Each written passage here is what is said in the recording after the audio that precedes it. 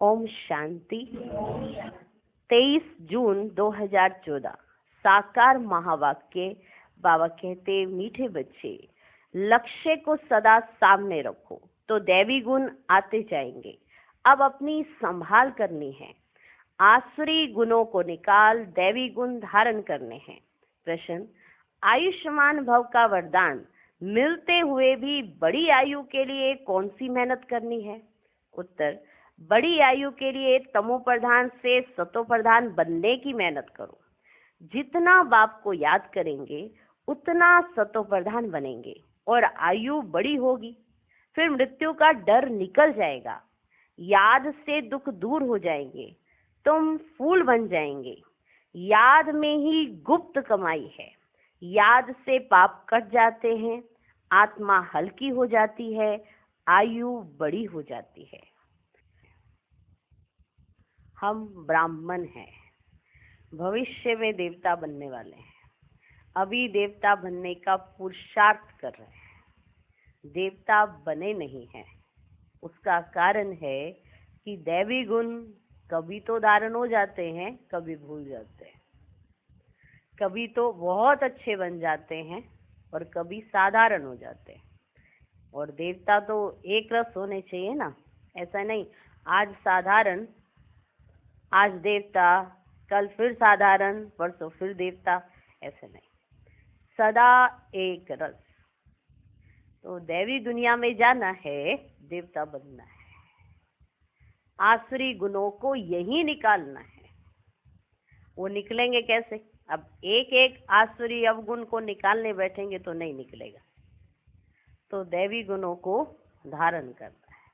इसलिए बाबा कहते, अब अपनी संभाल करो, माना बच बच के रहना।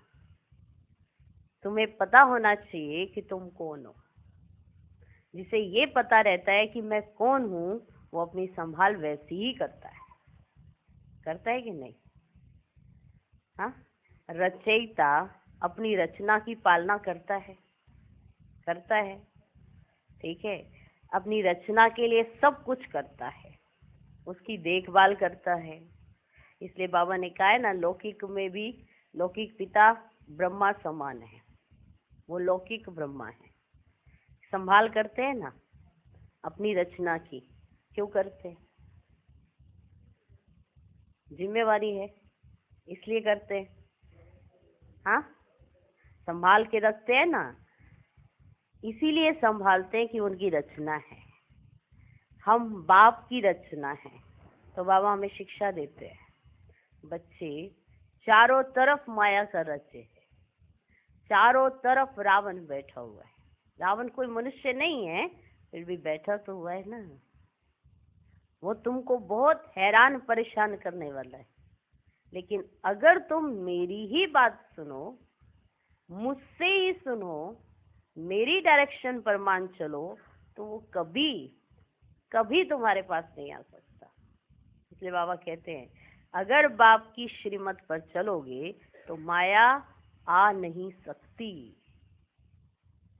फिर तुम्हें हैरान होने की भी जरूरत नहीं होगी, माया हैरान होगी। बस तुम्हें बाप की श्रीमत पर चलना है, जो बाबा ने कहा है उस पर चलना है। आसुरी अवगुणों से अपनी संभाल करनी है, पवित्र रहना है। पवित्रता के नाम पर बहुत झगड़े होते हैं। बाबा ने कहा ये तो अंत तक होते रहेंगे ना। इस पर झगड़े तो अंत तक चलेंगे। इस पर नहीं सोचो कि हम किसी को दुख दे रहे हैं, किसी को तकलीफ दे रहे हैं तो अपनी पवित्रता को भंग कर दो। ऐसा कभी भी नहीं सोचना चाहिए। इम्प्योर नहीं होना है, पवित्रता को धारण करना है। ये पहली प्रतिज्ञा है, और ये पहली प्रतिज्ञा किसी ने पालन कर ली, उसके साथ सब कुछ आ जाएगा। जहाँ पवित्रता है वहाँ सुख शांति है, वहाँ संपत्ति भी ऑटोमेटिक आती है। तो जब सब कुछ हो जाएगा तो देवता बन जाएंगे। सिर्फ एक बात, पवित्र रहना है, दैवी गुण धारण करने हैं, अपनी संभाल करनी है, दुख नहीं देना है, लड़ाई झगड़ा नहीं करना है। इन सब बातों से भी तो दुख होता है। होता है ना। तो कई समझ देते हैं हम ना पवित्रता में चल रहे हैं ना, तो हमारे घर में बहुत झगड़ा होता है, तो इतना तो चला नहीं जाता है। तो कई बाप का हाथ छोड़ देते हैं। जो इम्प्योर हो जाते हैं तो वो बाप का हाथ छोड़ देते हैं। माना श्रीमत पर नहीं चले तो फिर क्या चले, फिर बाबा का हाथ छोड़ देते हैं। फिर कहते बाबा तो है पर हमको वो साथ क्यों नहीं अनुभव होता। पवित्रता हो तो बाप का साथ भी अनुभव हो, तो सुख शांति भी आए। पवित्रता नहीं है तो वो नहीं आते। पवित्रता ही सुख शांति की जननी है, सुना है ना। इसलिए बाबा ने कहा अपनी संभाल करनी है। इस बात का विशेष अटेंशन रखना है। इसलिए कई माताएं बहनें भाई ऐसा हो जाता है, कहते क्या करे, घर में झगड़ा होता है ना, तो इसलिए ऐसा करना पड़ता है। करना पड़ता है ऐसा हो ही नहीं सकता,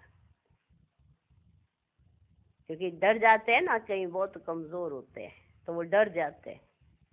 तो बाबा कहते युद्ध के मैदान में कोई सिपाही लड़ने जाता है तो क्या वो डर डर के जाता है?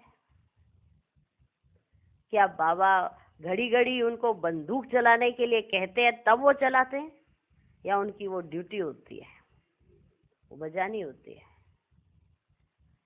तो पवित्रता के नाम पर अगर झगड़े होते हैं तो कोई बात नहीं, अपनी तुम्हें पूरी संभाल करनी है, बाकी लड़ाई झगड़ा नहीं करना है। ये देखो दोनों कंट्रास्ट कैसे है। पवित्रता के नाम पर झगड़ा हो तो कोई बात नहीं, भगवान बैठा है, सब संभाल लेगा। इसलिए कई बच्चे बड़ा घबरा जाते हैं। हमारे घर में तो बड़ी सुख शांति थी, अब तो बहुत झगड़ा होता रहता है, सब अशांति रहते हैं। वो अशांति नहीं है। अशांति में शांति भी आएगी ना तो भी हलचल तो मचाएगी। हाँ, तो पवित्रता आएगी, जहाँ इम्प्योरिटी थी वहाँ प्योरिटी आएगी, तो कुछ तो हलचल होगी ना। इसलिए श्रीमत का हाथ कभी मत छोड़ो, तो सुख शांति आएगी। तो बाबा ने कहा, डिटेल में समझाया कि बच्चे तुम्हें अपनी संभाल करनी है। क्या करना है? संभाल करनी है। दैवी गुण धारण करने हैं, आसुरी अवगुणों को निकाल देना है। धारण करो तो अवगुण निकल जाएंगे। अंधेरे को भगाया नहीं जाता है, रोशनी की जाती है तो अंधेरा भाग जाता है। अगर घड़ी घड़ी ये सोचते रहेंगे कि अंधेरा भाग, तो नहीं भागेगा। अवगुण जाएं तो नहीं जाएंगे। गुणों को धारण करो तो अवगुण ऑटोमेटिक चले जाएंगे। बहुत सहज सी बात है। सुख शांति चाहिए घर में, तो पवित्रता को धारण करो तो सुख शांति आ जाएगी। पर बच्चे समझते नहीं और अपनी संभाल नहीं करते, दैवी गुणों की धारणा नहीं करते, तो बाबा कहेंगे ना कि बच्चा बनकर ये क्या कर रहे हो। क्योंकि अगर पवित्रता होती है तो आयु भी बढ़ती जाती है, याद की यात्रा से आयु बढ़ती जाती है। कई कहते हैं ना कि हमारी आयु तो बड़ी छोटी है।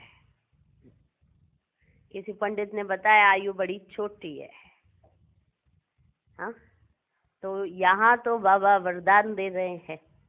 क्या वरदान दिया है? आयुष्मान भव, एक है धनवान भव।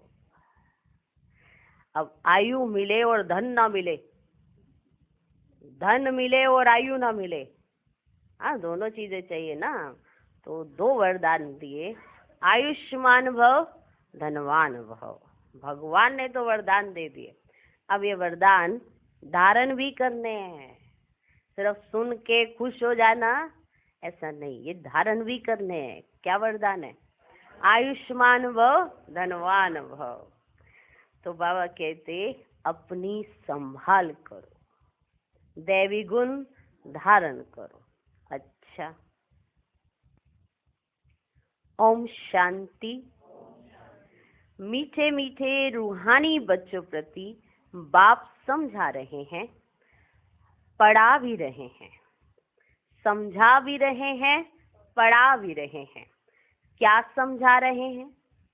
मीठे बच्चों, तुमको एक तो आयु बड़ी चाहिए, तुमको एक तो आयु बड़ी चाहिए, क्योंकि तुम्हारी आयु बहुत बड़ी थी। 150 वर्ष की आयु थी।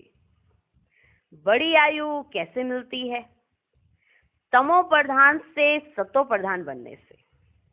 जब तुम सतो प्रधान थे तो तुम्हारी आयु बहुत बड़ी थी। अभी तुम ऊपर चढ़ रहे हो, अभी तुम ऊपर चढ़ रहे हो। जानते हो, हम तमो प्रधान बने तो हमारी आयु छोटी हो गई थी। जब हम तमो प्रधान बने तो हमारी आयु छोटी हो गई थी। तंदुरुस्ती भी ठीक नहीं थी, बिल्कुल ही रोगी बन गए थे। ये जीवन पुरानी है, नई से भेंट की जाती है। अभी तुम जानते हो, बाप हमको बड़ी आयु बनाने की युक्ति बताते हैं। बड़ी आयु बनाने की युक्ति बताते हैं।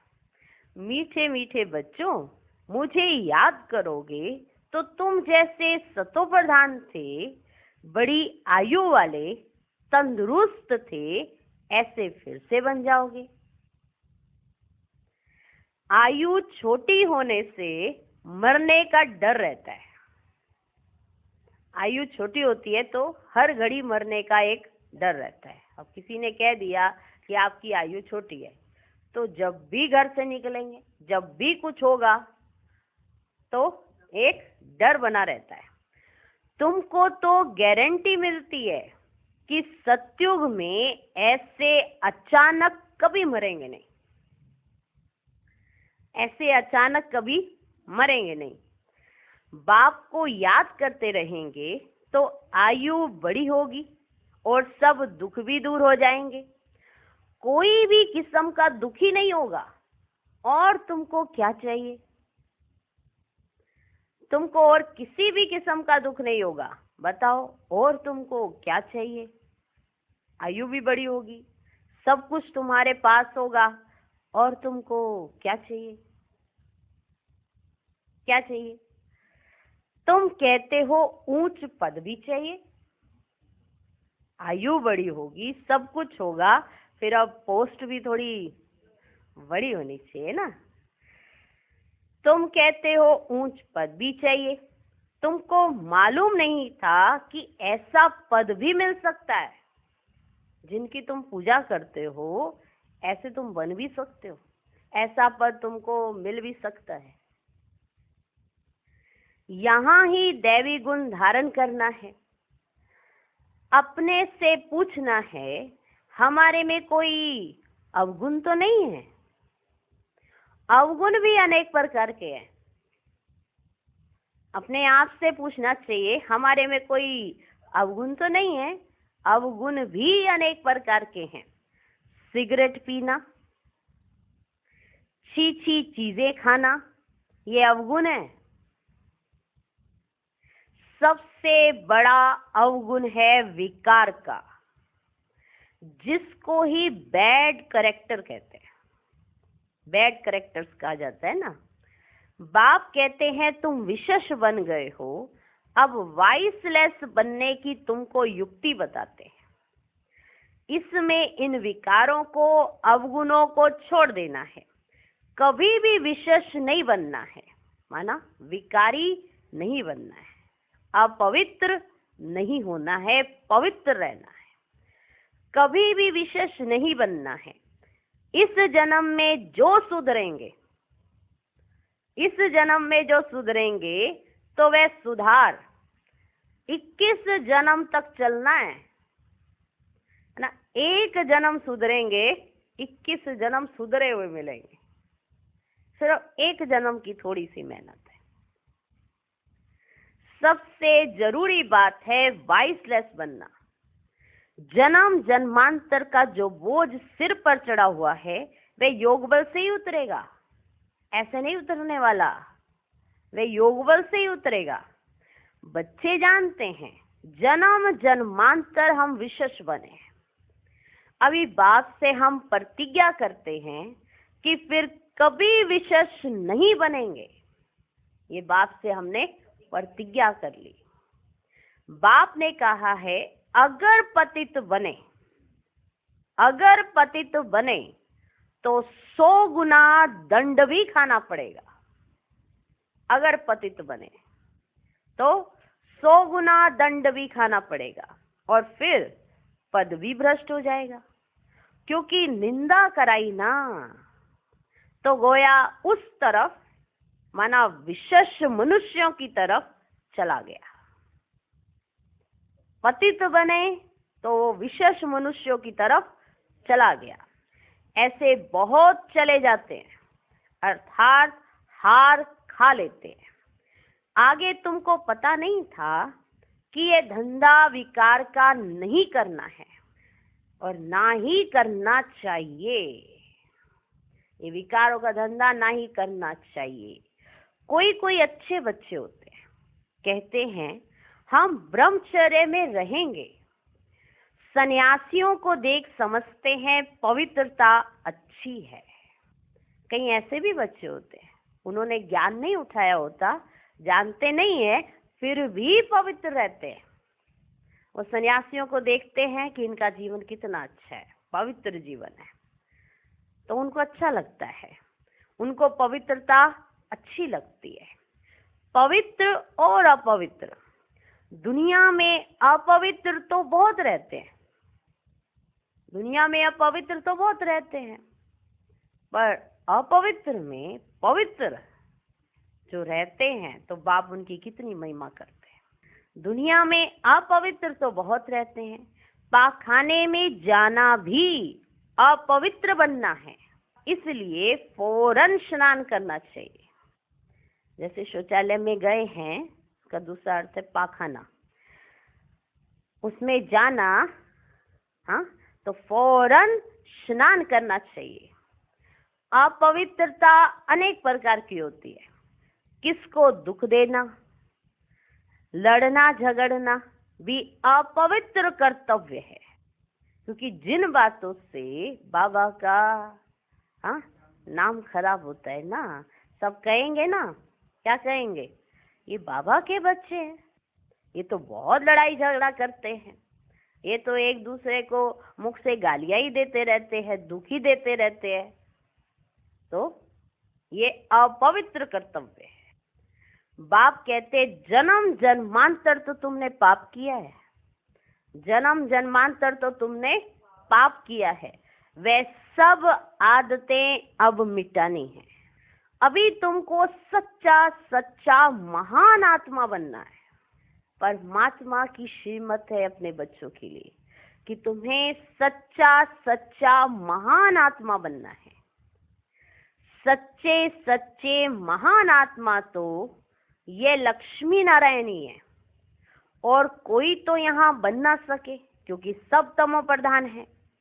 गलानी भी बहुत करते हैं ना, उन्हों को पता ही नहीं पड़ता कि हम क्या करते हैं, कितनी गलानी करते रहते हैं, तो उनको यही नहीं पता कि हम ये क्या करे जा रहे हैं, क्या करते रहते हैं। एक होते हैं गुप्त पाप, दूसरे प्रत्यक्ष पाप भी होते हैं।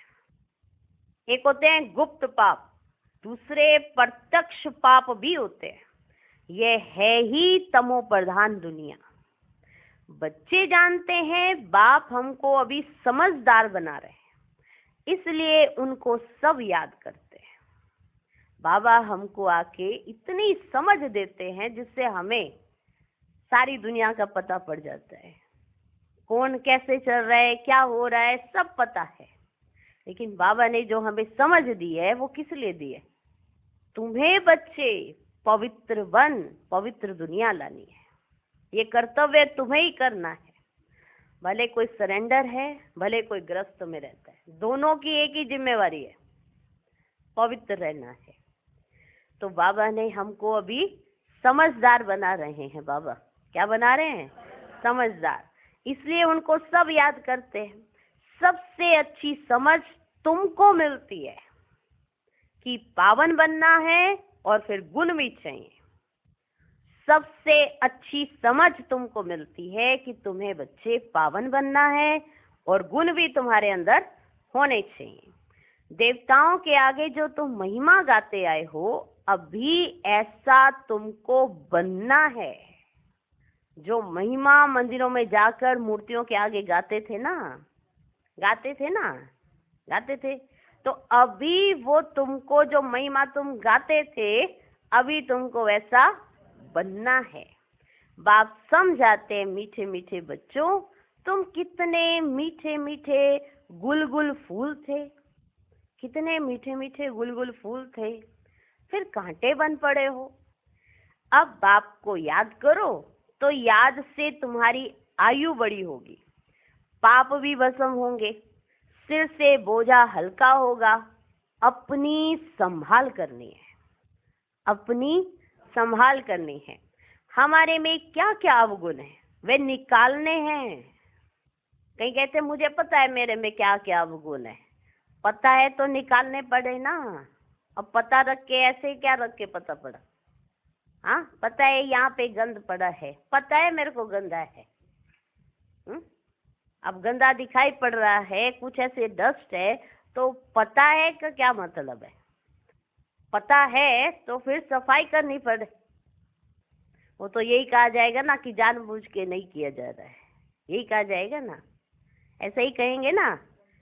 तो हमें पता है कि हमारे में ये अवगुण है, और फिर हम कहे हमें पता है हमारे में क्या बुराई है। अब पता हो और उस बुराई को निकाले नहीं तो क्या कहेंगे? तो बुराई से ही प्यार हो गया ना फिर तो। हाँ, अब जो घर में सफाई ना करे, डस्ट ही डस्ट हो, तो क्या कहा जाता है? इनको लगता है गंदगी से ही प्यार है। क्योंकि अगर इन आंखों से गंदगी दिखाई पड़ जाए और जिस घर में आप रहते हो, तो सबसे पहले वो गंदगी दूर की जाती है। ऐसा ही होता है ना, ऐसे ही करते हैं कि नहीं? तो बाबा ने कहा देखना है हमारे में क्या क्या अवगुण है, वे निकालने हैं। जैसे नारद का मिसाल है, उनको कहा तुम लायक हो। हाँ, नारद ने सोचा लक्ष्मी को वरूंगा। हाँ, फिर उसे रोका गया, पहले अपनी शक्ल देखो। लक्ष्मी को वरने चले हो, पहले शक्ल तो देखो। फिर उससे पूछा गया तुम लायक हो? उसने कहा कि बरोबर हम लायक नहीं है। बाप तुमको ऊंच बनाते हैं, बाप के तुम बच्चे हो ना। जैसे कोई का बाप महाराजा होता है तो कहेंगे ना हमारा बाबा महाराजा है, कहा जाएगा कि नहीं कहा जाएगा? हाँ, बाबा बहुत सुख देने वाला है। जो अच्छे स्वभाव के महाराजा होते हैं ना, जो अच्छे स्वभाव के महाराजा होते हैं, उनको कभी क्रोध नहीं आता है। जो अच्छे स्वभाव के महाराजा होते हैं, उनको कभी क्रोध नहीं आता है। अभी तो आहिस्ते आहिस्ते सबकी कलाएं उतरती गई हैं, सभी अवगुण प्रवेश करते गए हैं, कला कमती होती गई है, तमो होते गए हैं। तमो प्रधान की भी जैसे अंत आकर हुई है। कितना दुखी हो पड़े हैं, तुमको कितना सहन करना पड़ता है। अभी अविनाशी सर्जन द्वारा तुम्हारी दवाई हो रही है। हाँ, तुमको इतना सहन करना पड़ता है, मानो चोट लग जाती है तो सहन तो करना पड़ता है ना। अब बाबा कहते तुम आत्माओं को कितनी चोटें लगी हुई हैं, सोचो। हाँ, इस जन्म की चोटें देखो तो कितनी लगी हैं, तो तुमको कितना कितना सहन करना पड़ता है। क्यों सहन करना पड़ता है? बहुत चोटें लगी हैं। तो अविनाशी सर्जन द्वारा अभी तुम्हारी दवाई हो रही है। बाप कहते ये 5 विकार तो घड़ी घड़ी तुमको सताएंगे। तुम जितना पुरुषार्थ करेंगे बाप को याद करने का, उतना माया तुमको नीचे गिराने की कोशिश करती है। तुम्हारी अवस्था ऐसी मजबूत होनी चाहिए जो कोई माया का तूफान हिला न सके। रावण कोई और चीज नहीं है, वह कोई मनुष्य नहीं है। 5 विकारों रूपी रावण कोई माया कहा जाता है। आसुरी रावण संप्रदाय तुमको पहचानते ही नहीं है कि आखिरी में ये है कौन। आसुरी रावण संप्रदाय वाले तुमको नहीं पहचानते हैं कि आखिरी में ये है कौन। ये बीके क्या समझाते हैं, रियलिटी में कोई नहीं जानते। ये बीके क्यों कहलाते हैं, ऐसे ऐसे प्रश्न पूछते हैं ना, ये बीके का क्या अर्थ है, ये बीके क्यों कहलाते हैं, तो ऐसे बहुत से प्रश्न पूछते हैं। ब्रह्मा किसकी संतान है, अभी तुम बच्चे जानते हो, हमको वापस घर जाना है। ये बाप बैठ तुम बच्चों को शिक्षा देते हैं, आयुष्मान भव, धनवान भव। हाँ, क्या वरदान मिले, आयुष्मान भव, धनवान भव। तुम्हारी सब कामनाएं पूरी करते वरदान देते हैं। तुम्हारी जितनी भी कामनाएं हैं, जितनी भी कामनाएं रही, वो सारी बाबा ने पूरी की है। एक भी कामना ऐसी नहीं होगी जो बाबा ने पूरी ना की हो। आयुष्मान भव, धनवान भव। तुम्हारी सब कामनाएं पूरी करते वरदान देते हैं। परंतु सिर्फ वरदान से कोई काम नहीं होता, मेहनत करनी है, हर एक बात समझने की है, अपने को राज तिलक देने के अधिकारी बनना है। बाप अधिकारी बनाते हैं, तुम बच्चों को शिक्षा देते हैं, ऐसे ऐसे करो। पहले नंबर की शिक्षा देते हैं, मामेकम याद करो। मनुष्य याद नहीं करते हैं क्योंकि वे तो जानते ही नहीं है ना बच्चे की याद क्या है, वो रोंगी याद करते हैं। कहते ईश्वर सर्वव्यापी है, फिर शिव बाबा को याद कैसे करेंगे। शिव के मंदिर में जाकर पूजा करते, तुम पूछो इनका ऑक्यूपेशन बताओ, पूछो उनसे कि इनका ऑक्यूपेशन बताओ, तो कहेंगे भगवान सर्वव्यापी है। पूजा करते हैं, उनसे रहम मांगते हैं, मांगते हुए फिर कोई पूछता परमात्मा कहाँ है, तो कहते सर्वव्यापी है। जिससे मांग रहे हो उसका कोई तो स्थान होगा ना, वो जहां से आकर तुमको कुछ देगा। अब एक तरफ मांग भी रहे हैं, एक तरफ कह भी रहे हैं कि आओ, और फिर दूसरी तरफ ये भी कह रहे हैं कि वो सर्वव्यापी है। चित्र के सम्मुख क्या करते हैं, और फिर चित्र सम्मुख नहीं तो कला काया ही चट हो जाती है। जब चित्र सामने है तो उसके सामने क्या करते हैं, और जब चित्र सामने नहीं है तो कला काया ही सारी चट हो जाती है, डरते हैं। एक तरफ कहते हैं कि सर्वव्यापी है, कितनी वंडरफुल बात है, देखो कहा सर्वव्यापी है, कण कण में व्यापक है। एक तरफ जब चित्र सामने है तो डरेंगे, और जब चित्र सामने नहीं है तो सारी कला काया ही चट हो जाती है। भक्ति में कितनी भूलें करते हैं, फिर भी भक्ति से कितना प्यार है।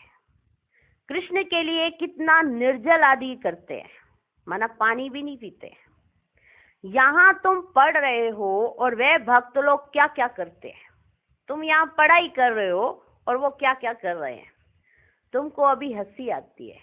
तो ऐसे बाबा जब सुना रहे थे ना, तो ये सुनकर ना सब बच्चे ऐसे मुस्कुराने लगे। तो मैंने कहा तुमको तो अभी हंसी आ रही है, तुम भी तो पहले वही करते थे। हाँ, तुमको अभी हंसी आती है।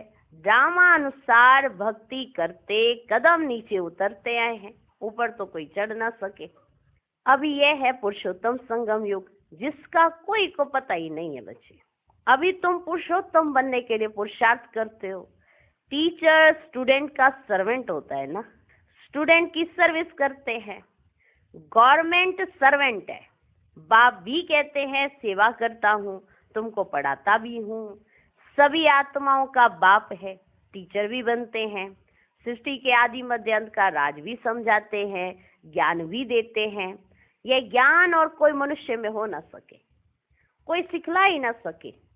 तुम पुरुषार्थ करते हो कि हम ये बने। दुनिया में मनुष्य कितने पत्थर बुद्धि, तमो प्रधान बुद्धि है, बहुत खौफनाक दुनिया है। तुम्हें तो बाबा मिल गया और तुम्हें तो ये समझ आ गई कि हमें क्या करना है। पर जिनको बाबा नहीं मिला हुआ है, जिनको ये समझ ही नहीं है कि क्या हो रहा है, कैसे करना चाहिए, तो बाबा कहते बहुत खौफनाक दुनिया है। जो मनुष्य को नहीं करना चाहिए वह करते हैं। कितना खून, डाका आदि लगाते हैं, क्या नहीं करते हैं, सब कुछ तो करते हैं। 100% तमो प्रधान है, अभी तुम फिर 100% सतो प्रधान बन रहे हो। उसके लिए युक्ति बताई है कि 100% तुम सतो प्रधान कैसे बन सकते हो। उसके लिए बच्चे एक ही युक्ति है, क्या है? याद की यात्रा। याद से ही विक्रम विनाश होंगे, बाप से जाकर मिलेंगे। भगवान बाप आते कैसे हैं यह भी तुम अब समझते हो। इस रथ में आए हैं, ब्रह्मा के थ्रू सुनाते हैं। कैसे सुनाते हैं? ब्रह्मा बाबा के थ्रू, जो फिर तुम धारण कर औरों को सुनाते हो। तो दिल होती है ना डायरेक्ट सुने, सबकी दिल होती है ना, पर अभी तो अव्यक्त मिलन मनाते हैं। तो जब साकार में बाबा थे तो सबकी दिल होती थी कि हम तो मुरली ना डायरेक्ट ही सुने, बाबा जब सुनाए हम बाबा के सम्मुखी होने चाहिए। तो सबकी दिल होती है कि हम डायरेक्ट सुने, बाप के परिवार में जाएं। यहाँ बाप भी है, माँ भी है, बच्चे भी हैं। परिवार में आ जाते हैं ना माँ बाप बच्चे। वह तो दुनिया ही आसुरी है बच्चे। वो दुनिया जिस दुनिया में तुम रहते थे ना, वो कैसी दुनिया है? आसुरी दुनिया। तो आसुरी परिवार से तुम तंग हो जाते हो, इसलिए धंधा आदि छोड़कर बाबा के पास रिफ्रेश होने आते हो। हाँ, बीच में छुट्टी लेकर आते हैं ना बाबा के पास रिफ्रेश होने के लिए, क्योंकि आसुरी परिवार से ना तंग हो जाते, खींचाता नहीं, इतना लड़ाई झगड़ा, कोई यहाँ से कुछ करे, कोई ऐसा कुछ करे। तो बाबा के पास बचे तो बाबा बाहर की दुनिया में ना बहुत दुख है, कोई सुनता ही नहीं है, कोई अपना ही नहीं है। हाँ, तो बाबा को बच्चे रिपोर्ट तो करते हैं ना कि कैसे चल रहा है, तो बहुत दुखी हो जाते हैं, बहुत तंग हो जाते हैं। इसलिए बाबा ने कहा फिर धंधे आदि से छुट्टी लेकर बाबा के पास आते हो ना रिफ्रेश होने के लिए। यहाँ रहते भी हैं ब्राह्मण। यहाँ कौन रहते?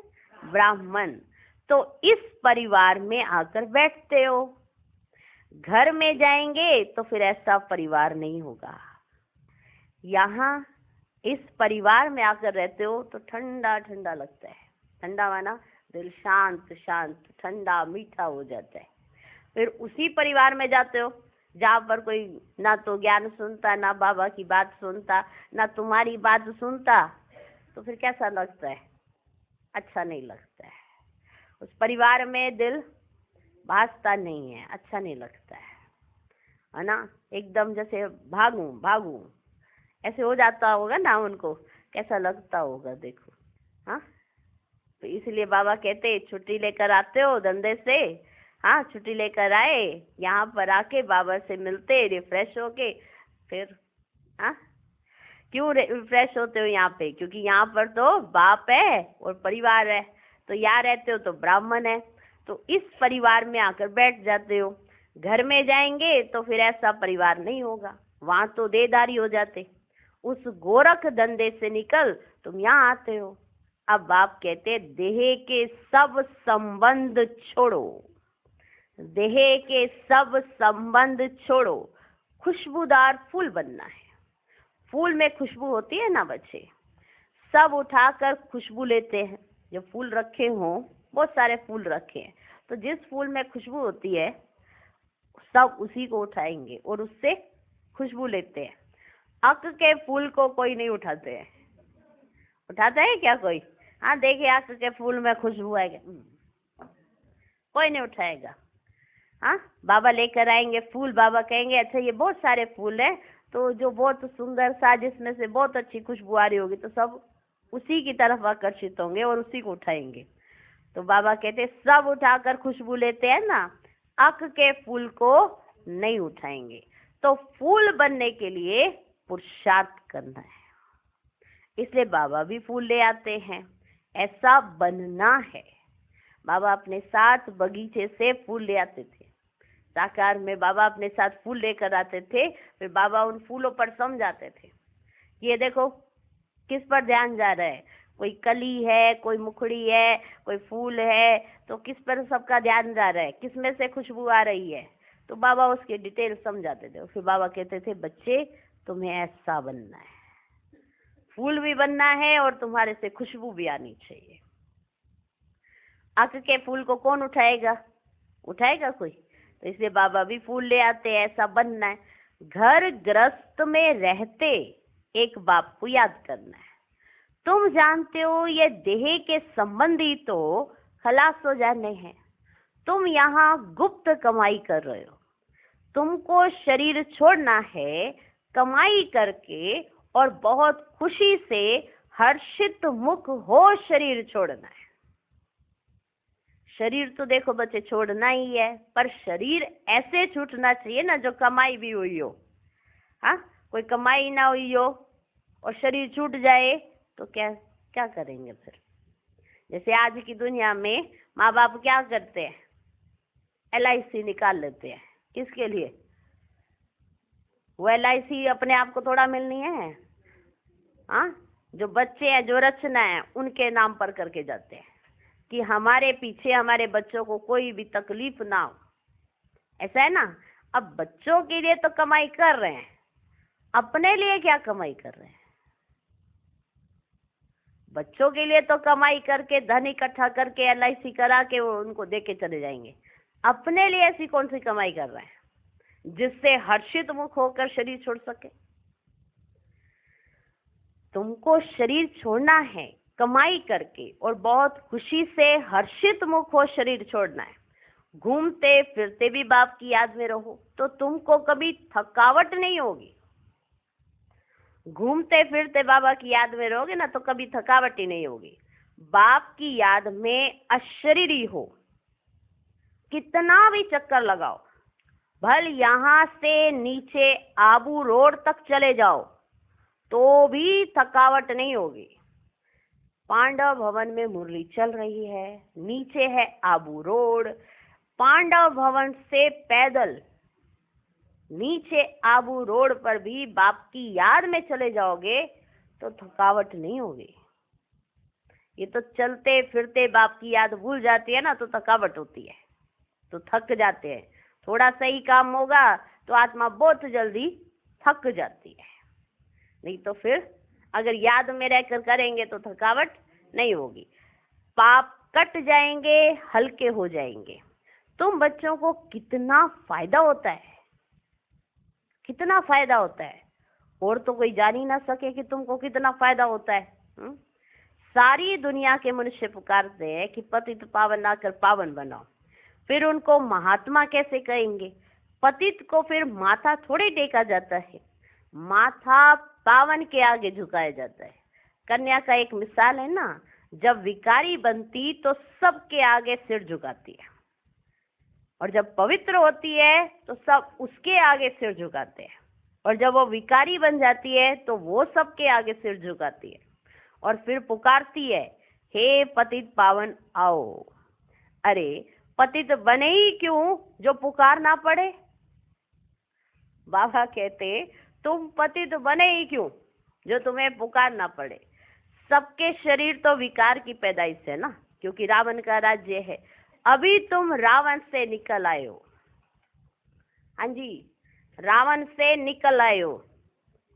इसको कहा जाता है पुरुषोत्तम संगम युग। अभी तुम पुरुषार्थ कर रहे हो राम राज्य में जाने के लिए। सतयुग है राम राज्य। सिर्फ त्रेता में राम राज्य कहें तो फिर सूर्यवंशी लक्ष्मी नारायण का राज्य कहाँ गया? अगर सिर्फ त्रेता युग को राम राज्य कहा जाए तो फिर लक्ष्मी नारायण का जब राज्य था तो उसको क्या कहेंगे? वो कहाँ चला गया? तो ये सब ज्ञान अभी तुम बच्चों को मिल रहा है। नए नए भी आते हैं जिनको तुम ज्ञान देते हो, लायक बनाते हो। कोई का संग ऐसा मिलता है जो फिर लायक से नालायक बन पड़ते। बाप पावन बनाते हैं तो अब पतित बनना ही नहीं है। बाप पावन बनाते हैं तो अब पतित बनना ही नहीं है। जबकि बाप आया है पावन बनाने। माया ऐसी जबरदस्त है जो पतित बना देती है। माना यही भूल जाते हैं कि हमें कहा किसने है पावन बनने के लिए। तो माया ऐसी जबरदस्त है जो पतित बना देती है, हरा देती है। कहते हैं बाबा रक्षा करो, बाबा रक्षा करो। वाह, लड़ाई के मैदान में ढेर मरते हैं, फिर रक्षा की जाती है क्या? यह माया की गोली बंदूक की गोली से भी बहुत कड़ी है। ये जो पतित से पावन बनना है, और कहीं जो पावन बनते बनते पतित बन जाते हैं, तो ये माया की गोली ये बहुत तेजी से लगती है, और फिर की कमाई सारी चट हो जाती है। और अभी कमाई नहीं की तो भविष्य में क्या लेकर जाएंगे? सोचो, युद्ध के मैदान पर लड़ाई नहीं की, माया को खत्म नहीं किया, तो फिर मेडल कहाँ से मिलेगा? सोचे सेना में भर्ती हो गए, ऐसे ही सेना में भर्ती हो गए, सबको मेडल मिलेगा? ऐसे ही सबको मेडल नहीं मिलता। किसी ने बहुत महान विशेष कार्य किया हो तो मेडल मिलते हैं, कि ऐसे ही सारे सिपाहियों को मेडल मिल जाते? बताओ, किसने बंदूक तक नहीं उठाई हो कभी, उसका बोझ क्या होता है, कैसे उठाई जाती है, कैसे तानी जाती है, पता ही ना हो, और उसको मेडल मिल जाएगा? युद्ध के मैदान पर उनका मुकाबला कर कर तब मेडल मिलता है, ऐसे नहीं मिलता। सुना है ना? मेडल मिल जाएगा। कि सेना में भर्ती हुए थे, हम ब्राह्मण बने थे और बनते बनते रह गए, ऐसे मेडल नहीं मिलता। तो लड़ाई तो है ही है ना, माया सामने खड़ी है, उससे लड़ाई तो होगी। और अगर पतित और बन गए, पावन बनते बनते पतित बन गए, तो क्या कहेंगे? तो की कमाई तो सारी चट हुई हुई, 100 गुना और ही दंड पड़ जाता है। वाह, लड़ाई के मैदान में ढेर मरते, फिर रक्षा की जाती है क्या उनकी? यह माया की गोली बंदूक की गोली से भी बहुत कड़ी है। काम की चोट खाई, गोया ऊपर से गिरे। सतयुग में सब पवित्र ग्रस्त धर्म वाले होते हैं, जिनको देवता कहा जाता है। अभी तुम जानते हो बाप कैसे आए हैं, कहाँ रहते हैं, कैसे आकर राजयोग सिखाते हैं, दिखलाते हैं ना। अर्जुन के रथ पर बैठ ज्ञान दिया जाता है, फिर उनको सर्वव्यापी क्यों कहते हैं? बाप जो स्वर्ग की स्थापना करते हैं उन्हें ही भूल गए हैं। अभी वे स्वयं अपना परिचय देते हैं। अच्छा, मीठे मीठे सिकिलधे बच्चों प्रति माता पिता बाप दादा का याद प्यार और गुड मॉर्निंग। रूहानी बाप की रूहानी बच्चों को नमस्ते। हम रूहानी बच्चों की भी रूहानी बाप को नमस्ते नमस्ते नमस्ते। Good morning good morning good morning. धारणा के लिए मुख्य सार। पहला पॉइंट, महान आत्मा बनने के लिए अपवित्रता की जो भी गंदी आदतें हैं वह मिटा देनी है।